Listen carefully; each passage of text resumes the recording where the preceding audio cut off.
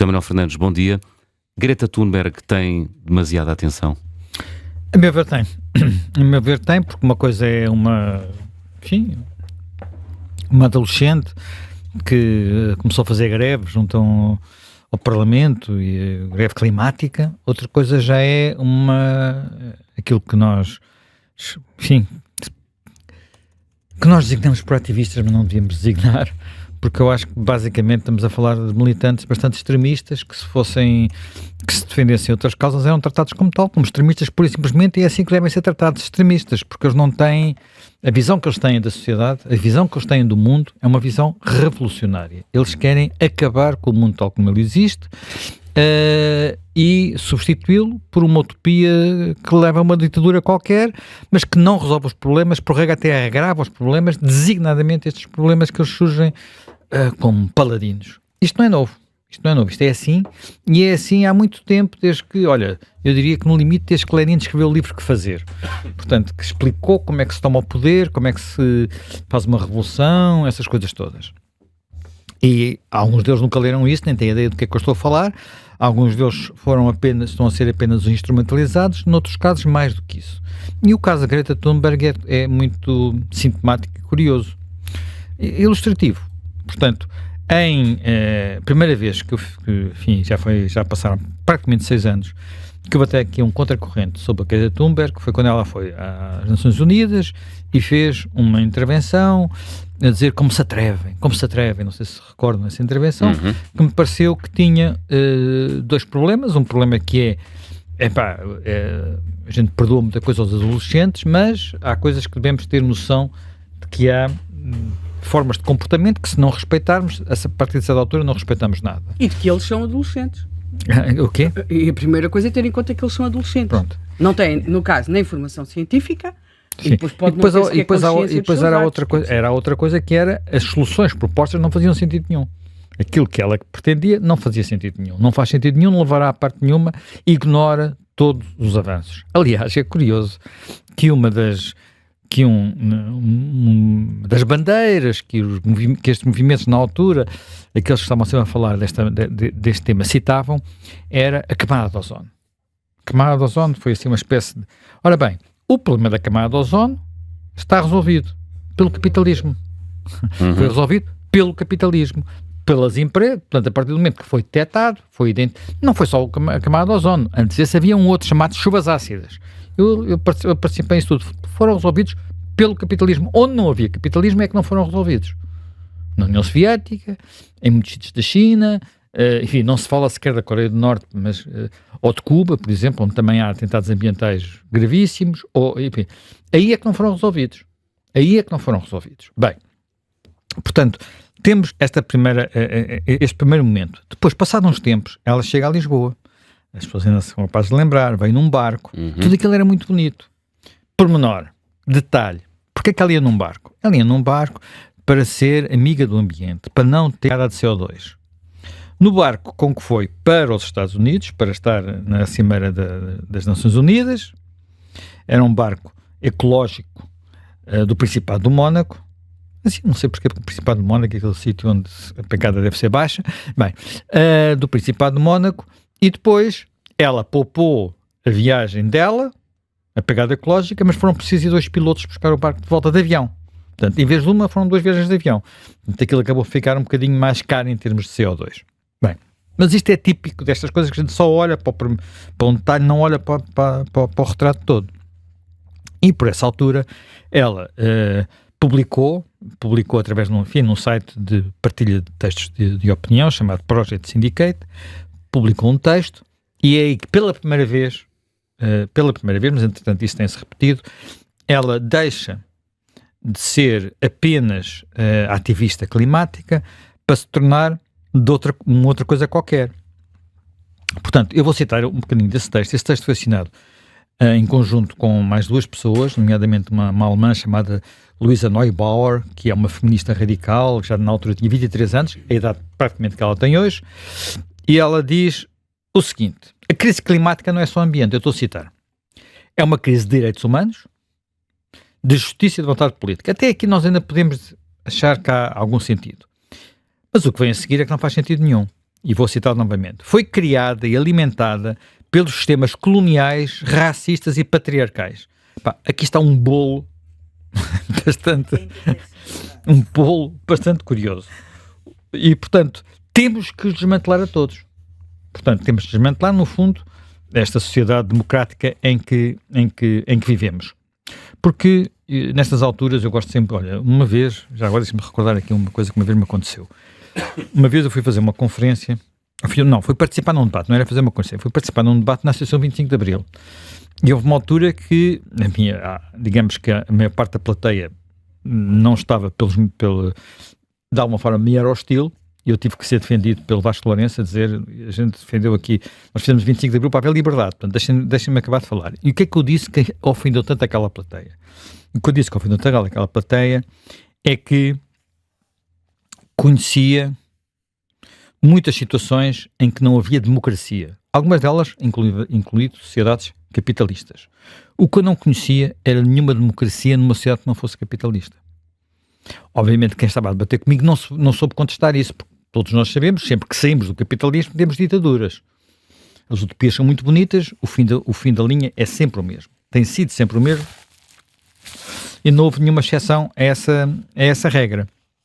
Portanto, quando nós ouvimos frases revolucionárias, antissistema, temos que ter, as pessoas esquecem-se muito disto, mas temos que ter noção do que é que está em causa.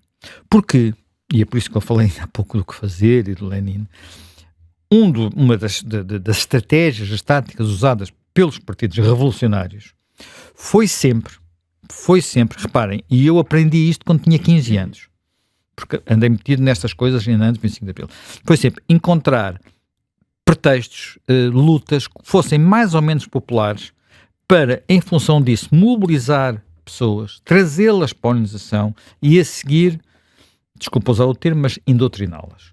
E de alguma forma eu diria que quase é capaz de ter sido isso que aconteceu com a Greta Thunberg, porque em 2022, portanto, já isto começou em 2019, foi a tal chegada a Lisboa, a ir às Nações Unidas, ela tinha na altura, 2019 tinha 16 anos, agora tem 22, não é? Mas em 2022 ela publicou um livro sobre o clima, não é? Portanto, todas as pessoas que colaboravam nesse livro são conhecidas por ideias bastante esquerdistas, no mínimo, não é? Portanto, transformação da sociedade, essas coisas todas, não vou dar aqui os nomes todos, e na altura ela foi um pouco mais longe e já passou a defender outros pontos mais claros. Portanto, sem disfarces, por assim dizer. Portanto, ela, entre outras coisas, dizia que o problema do ambiente existe porque, eu vou citar novamente, isto vou citar todo traduzido em inglês, eu não encontrei a frase em português, é um sistema definido pelo colonialismo, pelo imperialismo, pela opressão e pelo genocídio. Genocídio há sempre, não é? Em que o assim chamado norte global, para acumular riqueza, continuar a dominar o mundo e a atual ordem mundial. Ora bem, isto está tudo errado. Isto está tudo errado, isto não tem nada a ver, não tem nada, quer dizer, a única coisa que está certa é que o norte, chamado, primeiro, a maior parte da humanidade vive na parte norte no hemisfério norte, não vive no hemisfério sul. Quer dizer, os dois maiores países do mundo, a China e a Índia, ficam no hemisfério norte. Portanto, só para nós não fazermos confusões. E depois,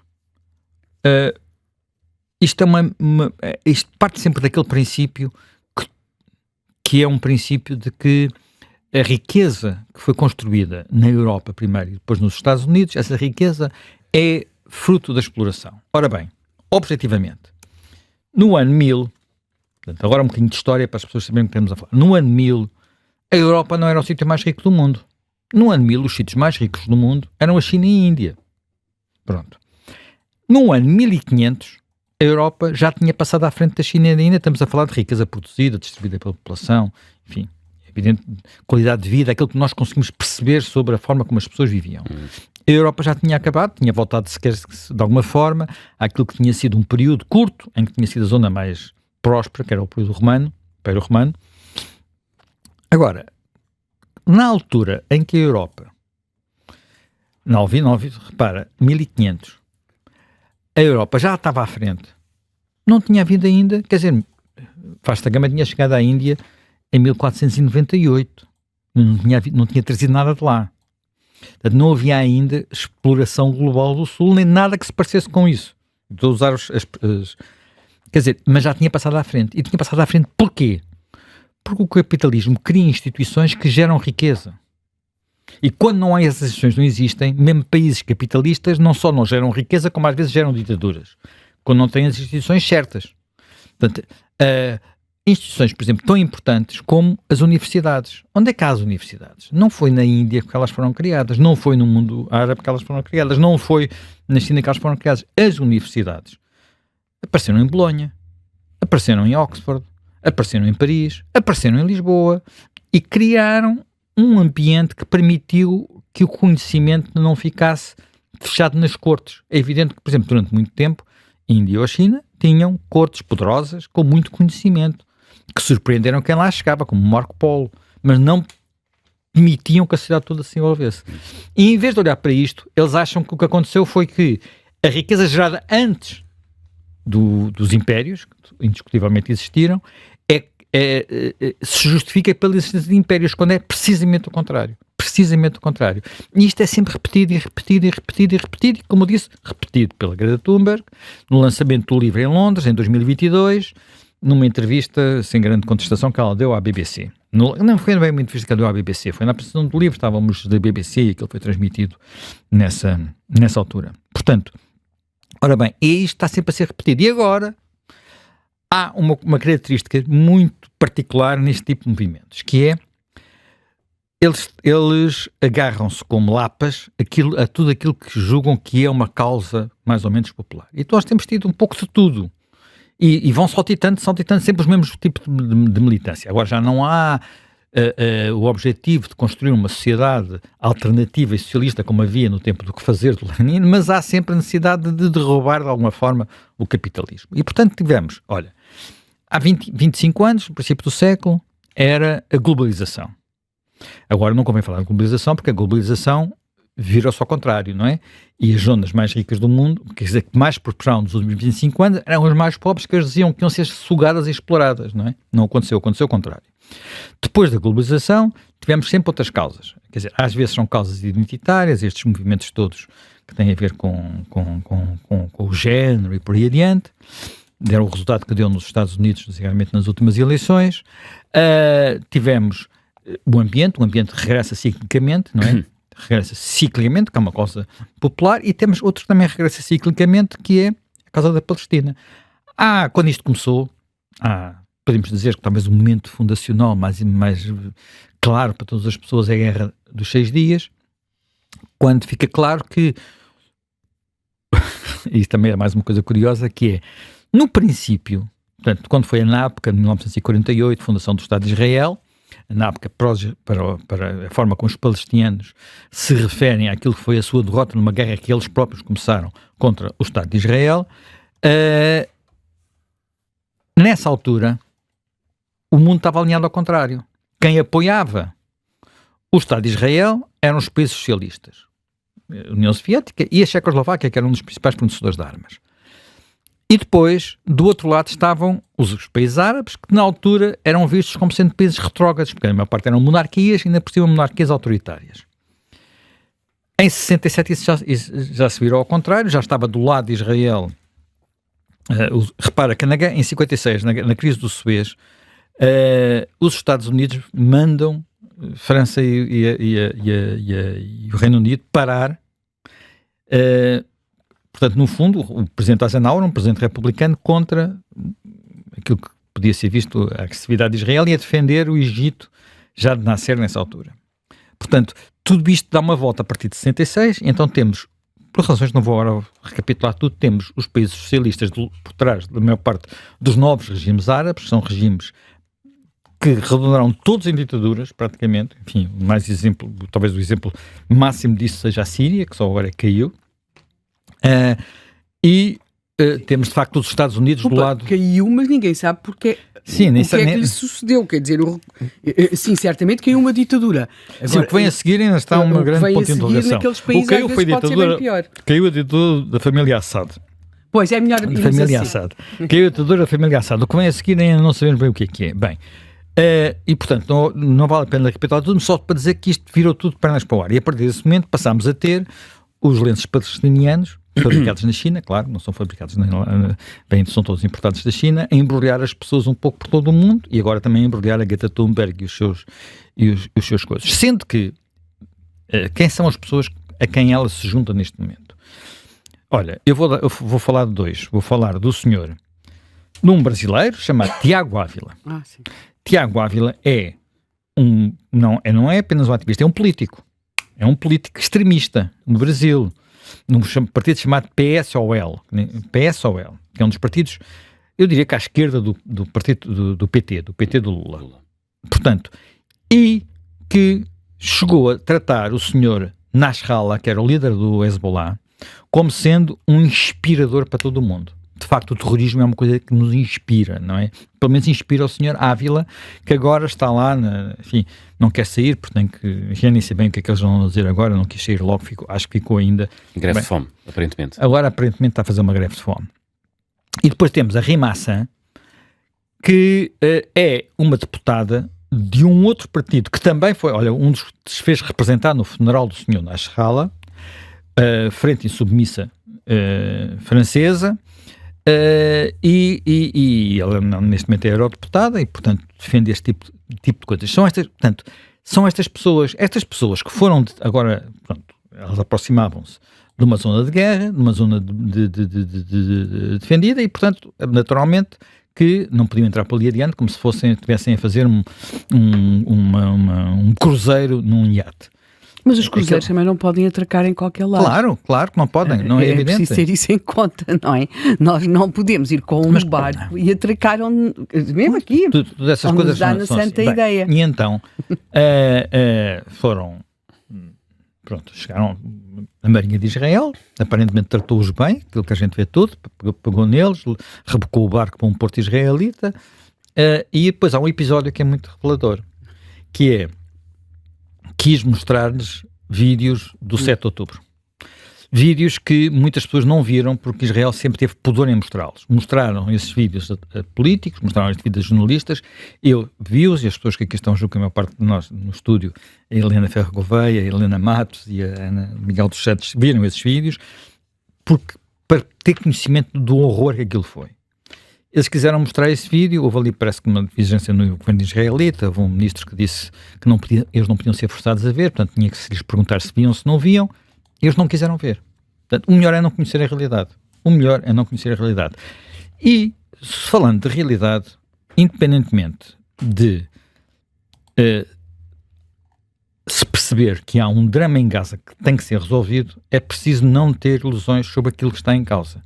Primeiro que tudo, se nesta hora o Hamas libertasse os reféns que ainda tem, será que a guerra continuava nestes termos? Eu sei que os objetivos de Netanyahu foi também destruir o Hamas, mas a partir do momento que os reféns tivessem regressado todos a Israel, a situação, o quadro político alterar-se-ia muito. Só que o Hamas nunca quis fazer isso e continua a não querer fazer. E aquilo que eu noto nestes grupos e nestas campanhas é que nunca ninguém pede a libertação dos reféns. Nunca ninguém pede a libertação dos reféns. E aqueles reféns, indiscutivelmente, não têm culpa nenhuma. Desculpa, Zé Manuel, eu vou interromper só para dizer uma coisa. Este ano, na Conferência de Segurança de Munique, foi até profundamente impactante ver o líder da autoridade palestiniana a fazer um apelo, até foi muito numa roundtable que se calhar não foi tão disseminada, veiculada pelos meios de comunicação social, em que ele dizia isso mesmo.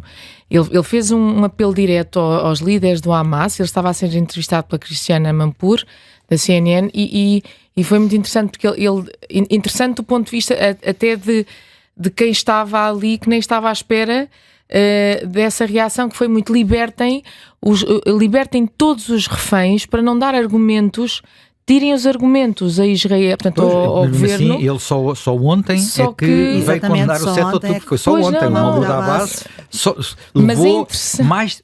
Já passaram mais de 600 dias. 613 dias, exatamente. Já passaram mais de 600 dias, não é? Portanto, é a gente muito... tem que ter noção disto. Sem dúvida, sem dúvida. Portanto, há esse aspecto que de facto é muito, muito relevante, que é porque é que nunca se perde nada ao Hamas. Nunca se diz ao Hamas não combatam debaixo dos hospitais, não escondam lá as pessoas. Não façam essas coisas. Nunca se reconhece como uma organização terrorista, essa é a causa do veto. Terrorista, nunca nada. E depois isso tem a ver também com o tema da ajuda humanitária, da ajuda, o que nós quisermos. Aquilo que ao longo destes 613 dias, nem sabia o número exato, sabia que eram mais de 600, 613 ontem, eu já sempre aconteceu foi que nunca o Hamas deixou de ser financiado, entre aspas, por vias indiretas, porque era o Hamas que recebia a ajuda humanitária e depois a distribuía com lucro. Porque não era chegar ali e dá-la. Atenção, era a distribuir com lucro. É por isso que uma das coisas que está em vigor neste momento e tem sido a origem de conflitos permanentes com operacionais do Hamas é o facto de haver uma organização que dentro da faixa de Gaza está a distribuir essa ajuda de uma forma completamente diferente, em pacotes que as famílias podem levar diretamente, que são comida para, penso que, não sei se é 3 dias, 3 pessoas, 5, não, 3 dias, 5 pessoas, se é 5, 7, enfim, não interessa, enfim, agora o que é, mas basicamente não é uma refeição, são refeições, um pacote de refeições para uma família de 5 pessoas que dura 3 dias. Pronto. E é assim que a ajuda está a ser distribuída e não a magote e a monte, não sei o quê. E esses centros de distribuição estão a ser atacados pelo Hamas. Depois há conflitos, depois há mortes e depois há sempre aquela coisa que é a única fonte, que aparentemente...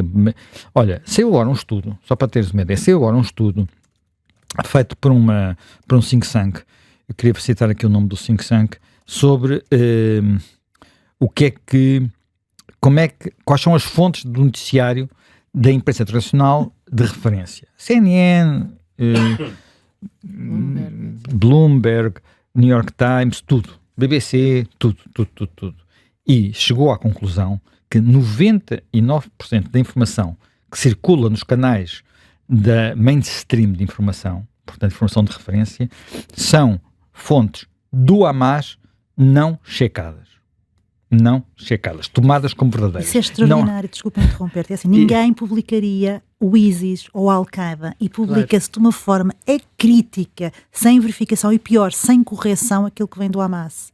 O que depois tem consequências, desculpa ter-te interrompido, atrozes naquilo que é a imagem pública de Israel, naquilo que é o crescendo do antissemitismo. Só para ter, se quem quiser procurar, o estudo é de um senhor chamado Andrew Fox e foi feito pela Henry Jackson Society, portanto, em que chegou a esta conclusão. Eu disse 98, 99 são 98%, portanto, enganei-me aqui num ponto percentual. Apenas repete os números avançados pelo Hamas. Às vezes com o cuidado de dizer o Ministério da Saúde de Gaza. O Ministério da Saúde de Gaza é o Hamas, não é outra coisa, não é assim uma entidade independente, como são os nossos Ministérios da Saúde, que tem um ministro e depois tem uma estrutura que tem potencial. E não é disso que estamos a falar. Mas, no entanto, é isso que tem permitido, em boa parte, também manter toda esta tensão. E, portanto, quando nós falamos da Greta Thunberg e deste número, nós estamos a falar daquilo que são preocupações que todos temos. Eu tenho há décadas preocupações com o ambiente. Não subscrevo as propostas da Greta Thunberg e já escrevi aqui, inclusive um ensaio aqui no Observador, publicado precisamente no final de 2019, em que ela estava para o risco dos profetas, dos falsos profetas, dos que são uma espécie de... pegam em causas populares para no fundo defenderem outras agendas. E uma coisa é ter essa preocupação, outra coisa é achar que ali estão as soluções certas. Não estão ali as soluções certas, não estavam no caso do ambiente, não estão no caso da sua obsessão com a sociedade patriarcal ou com a sociedade não sei o que tem culpa de tudo. Depois mistura tudo. Ou é sempre um bolo, está sempre tudo misturado. Só é pena não fazer esses protestos na Rússia. Assim, na guerra da Ucrânia, não é? Estes protestos são muito simpáticos, porque nós fazemos o protesto e sabemos que a seguir o Estado de Israel Claro. prende as pessoas e no dia seguinte mete-os num avião de regresso aos seus países. Portanto, não lhes acontece nada. Parece que estão muito incomodados porque haverá percevejos na cama. Não sei. Onde estavam. Parece que é o grande problema os percevejos. Segundo eu li nas várias coisas nas últimas horas. Não sei se é verdade, se não. Os percevejos são sempre difíceis de... Não sei se os telemóveis que levaram têm definição suficiente para isso. Não, eles atiraram-nos à água, portanto não tem. Não tem, já não tem. Os telemóveis. Sim, antes de ser do barco ser interceptado. Ter chegado lá. Bem, e depois, se fossem para o Irão, ou se fossem para a Rússia, ou se fossem para a China, podiam ficar lá décadas. Eram considerados, eram décadas, não saíam. Ou mesmo se fossem para Gaza. Há pessoas nestes países que nunca fizeram nada, presas há décadas. Vamos a falar, quer dizer, a China acho que nem sequer se aproximavam, mas no caso do Irão ou no caso da Rússia nós conhecemos pessoas que nunca fizeram nada, que são acusados de espionagem, disto, daquilo, daquilo outro, e ficam lá o tempo que eles entenderem que ficam. Para aí eles não correm o risco de ir, não é? Para aí não correm o risco de ir.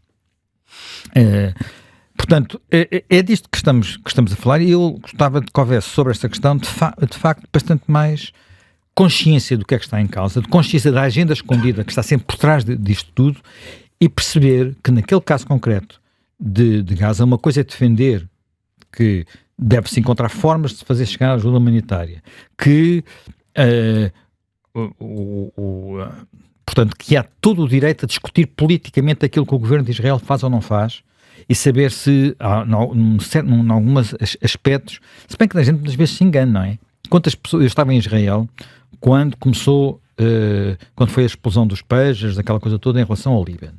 E o discurso dominante era, não vão para o Líbano que vocês vão se meter no vespeiro. Eles foram para o Líbano e resolveram um problema. Porque nós às vezes temos sempre essa percepção. Eles foram para o Líbano e resolveram o problema no Líbano. Resolveram em boa parte do problema do Hezbollah e em boa parte do problema do Irão. Portanto, nós temos que ter às vezes também um bocadinho, quer dizer, consciência do que estamos a fazer ou não estamos a fazer. Independentemente disso, há no governo israelita extremistas lamentáveis, há no governo israelita um primeiro-ministro que fica-se com a percepção de que ele, em boa parte, prolonga a tensão porque quer manter-se no poder, e de facto é o homem que mais tempo esteve no poder em Israel, mas eu achar isto tudo é aquilo que acham os israelitas comuns, que se manifestam, que protestam, e isso é aquilo que é a seiva do Estado de Israel, que é um país democrático apesar da guerra. Agora, eles lá não acham que tudo isto deve acabar e deixar lá as pessoas presas e deixar o Hamas a fazer o que faz até agora e no dia seguinte achar que tudo pode continuar, porque o Hamas continua a querer repetir os 7 de outubro, continua a querer repetir aquilo. E, portanto, nenhum povo, nenhum Estado pode viver com uma organização terrorista ao lado, achando que tem apenas que oferecer outra face, como se diz. Por isso, infelizmente, quando estão em causa vidas humanas, como foi o caso, e muitas, isso não pode ser feito. E quando nós falamos de haver vítimas civis, temos que perceber que uma das preocupações do Hamas desde o princípio da guerra foi evitar que os alertas de Israel em relação aos ataques chegassem às populações civis e que elas pudessem sair dos sítios onde estavam. Reparem, eles, quando foi algumas operações terrestres, chegaram a tentar evitar que a população se movesse sul para norte depois dos coisas, porque usam-nos como escudos humanos. Mas isso raramente preocupa estes ditos humanitários.